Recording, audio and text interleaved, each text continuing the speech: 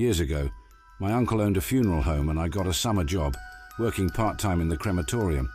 It wasn't a lot of fun, but it certainly paid well, and being a poor student, I definitely needed the money. Dealing with dead bodies was very creepy at first, but after a few days you kind of got used to it. One morning I was sweeping the floor of the crematorium when a black hearse pulled up in the parking lot outside. A man in a black suit stepped out and my uncle went over to talk to him. After a while he called me over and told me to help him carry the coffin into the crematorium. I thought this was strange, because usually they brought the coffins into the funeral home next door first, but I didn't ask questions. We set the coffin down on the ground and my uncle went over to prepare the oven for cremation. For a few minutes I was left alone with the man in the black suit. There was an awkward silence.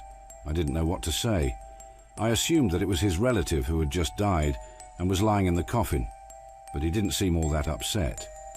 When the oven was ready, my uncle and I picked up the coffin and brought it over to a metal bench. We took off the top of the casket. I saw that the corpse inside was a man who looked to be about 30 years old. Usually the dead bodies were very pale, but this one looked pink in the face. My uncle stoked the fire, then pressed a button to start the conveyor belt. The coffin was moved slowly into the oven. When it was all the way inside, my uncle closed the door and I just stood around, waiting. It usually took an hour before everything was burnt and reduced to ashes. After that, I would have to collect the ashes and put them into an urn so they could be given to the family. My uncle and the man in the black suit went into the funeral home next door. I assumed they were filling out all the usual paperwork. I was left alone in the crematorium to continue sweeping up. After about 10 minutes, I heard a strange noise coming from the oven. It was like a faint knocking sound. At first I thought it was just my imagination, but then it grew into a loud banging. I tried to tell myself it was just the metal warping from the heat. Bang, bang, bang, bang. It was the unmistakable sound of someone frantically banging on something, desperately trying to get out. A chill went down my spine and the brush fell from my hands. I was sure the man inside was still alive. Terrified, I ran into the funeral home and, shaking uncontrollably, I told my uncle what I had heard. Leading them back into the crematorium, I told them to listen. Bang, bang, bang, bang. "I don't hear anything," said my uncle. "Bang, bang, bang, bang." "Me neither," said the man in the black suit. I looked at them, shocked and stunned. I even began to doubt my own sanity. My uncle and the man in the black suit shrugged their shoulders and went back to the funeral home. I just stood in the middle of the crematorium, listening intently. I didn't know how to open the oven door safely, and even if I did, I was terrified by what I might find inside. After 10 or 15 minutes in the furnace, could someone still be alive? Gradually, the banging noise became weaker and weaker until it finally faded away altogether. All I could hear was the hiss and crackle of the flames. There was no more noise. An hour later, my uncle came back to turn off the oven. Together, we collected the ashes from the tray underneath and poured them into an urn. The man took it, and with a broad smile on his face, he got back into his car and drove away. At closing time, my uncle gave me an envelope full of money and told me not to mention what I had heard to anyone. We never spoke about it again, and business went on as usual. Even today, I still have nightmares about that hideous banging sound I heard coming from inside the oven.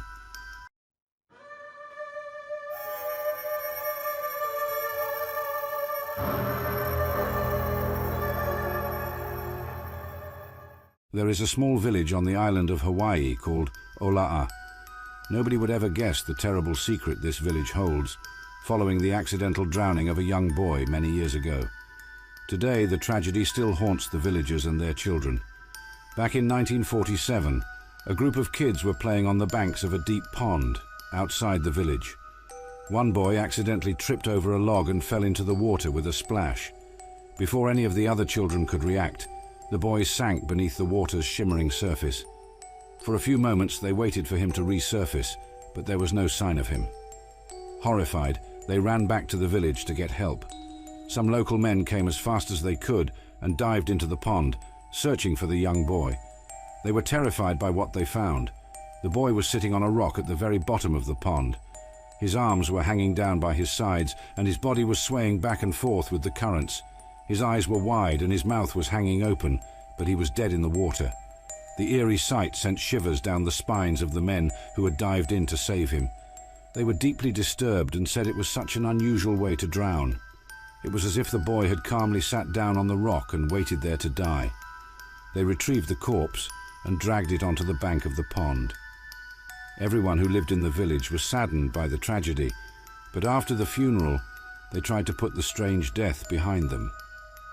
Afterwards, bizarre rumors began to spread around the area. In the middle of the night, villagers would hear unexplained screams and cries coming from the direction of the pond. At first, they tried to tell themselves that the haunting cries were just caused by the wind blowing through the tall trees. However, as time went on, some people started to report disturbing experiences. Whenever people walked past the pond at night, they would feel something reaching out and trying to grab their feet. Many villagers believed that the ghost of the drowned boy lurked beneath the dark waters of the pond. They said that at night, he would come to the surface, cold, wet and shivering, his icy hands clutching at unsuspecting victims and trying to pull them into his watery grave. According to the rumors, he was trapped in this world by accident, and the only way he could escape was to find someone else to take his place at the bottom of the pond. One day, a boy was out walking with his father. When they passed by the haunted pond, the boy picked up some stones and skimmed them across the surface of the water. Suddenly, the boy screamed out in terror. Something was holding his leg and dragging him into the pond.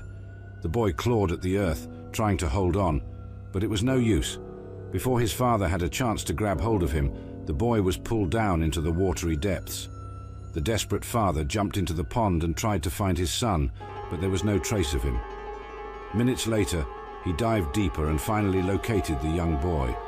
He was sitting on a rock on the bottom of the pond, arms placidly at his side, eyes and mouth wide open, swaying gently to and fro in the current. The father grasped his son and pulled him up to the surface. He made his way to the edge of the pond, dragging his son behind him like a dead weight. Luckily, the father had taken some courses in first aid, and there, on the bank, he was able to perform mouth-to-mouth resuscitation on his son. The man did everything he could, and finally, just when he was about to give up, he saw his son's chest rise and fall, and the boy coughed up all the water in his lungs. The boy was alive. After that, all of the parents in the village warned their children to stay away from the pond. A priest was brought in to bless the waters, and the local people felt that would put an end to the haunting. However, on particularly dark nights, when the evening skies were as black as ink, those who lived closest to the pond claimed that they could still hear the Boya Ur Tiam's terrifying screams. Some say that he will never find peace. Nowadays, nobody dares to venture close to the pond, and every child in the village knows the story of the drowned boy. No one knows when the ghost will once again grow restless and try to claim another young life.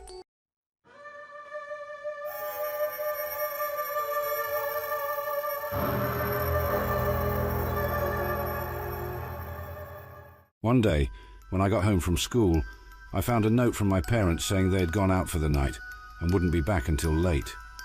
I didn't have a lot of homework to do, so I went up to my bedroom and opened up my laptop. After browsing the internet for a few minutes, I got bored and started looking for a video chat room.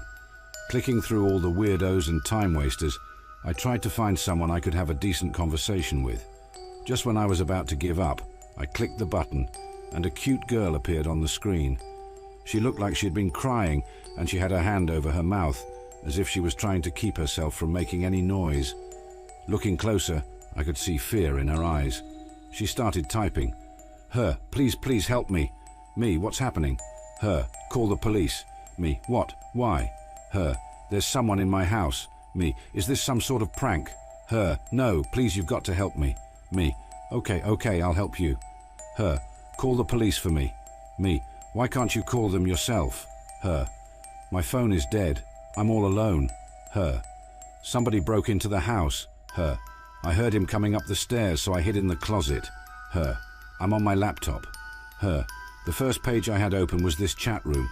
Her, you're the first person I connected to. Her, please, you've got to believe me. Me, are you sure this isn't a prank? Her, I'm deadly serious. I didn't know what to do. It could all be just a sick joke, I thought. But what if this girl really needed my help? I couldn't just ignore her. I decided that there was nothing else I could do. I had to call the police. Me. Okay, I'll call the police for you. Me. Just give me your name and address. Her. My name is Linda. Her. My address is... While she was typing, I was already dialing emergency services on my cell phone. When I saw the address she had typed, the phone slipped from my fingers and smashed on the floor. It was my address. I felt a chill run down my spine. I just sat there, staring at her image in the webcam. Her eyes were pleading with me, begging me to help. Tears were flowing down her cheeks. Slowly, I turned my head and stared at my bedroom closet. My heart was beating fast. I broke out into a cold sweat. With trembling hands, I picked up my laptop and cautiously approached the closet. The floorboards creaked under my feet. In the video chat, I could see the girl suddenly flinch, as if she had heard something. She covered her mouth, shivering with fear. I reached out with my left hand and grasped the handle on the closet door. The girl was still in the video chat, shaking and silently sobbing. Clutching the handle tightly in one quick move, I pulled the closet door open. From within, I heard a terrified scream. The closet was empty. When I looked back at the laptop screen, the girl had disconnected from the video chat. I kept hearing her scream over and over in my head. The whole incident unnerved me so much that I couldn't stay in my bedroom. I went to sleep on the sofa downstairs. The next morning I told my parents what had happened. My mother just laughed it off, but my father was curious. He said he would ask the neighbors about it. What he found out was extremely disturbing. Years before, there had been a family living in the house. A man, his wife, and their teenage daughter. One night, when the parents were out, an intruder had broken into the house. When the parents came home, they found their daughter in the bedroom closet. She had been stabbed to death. Her killer was never found. Her name was Linda.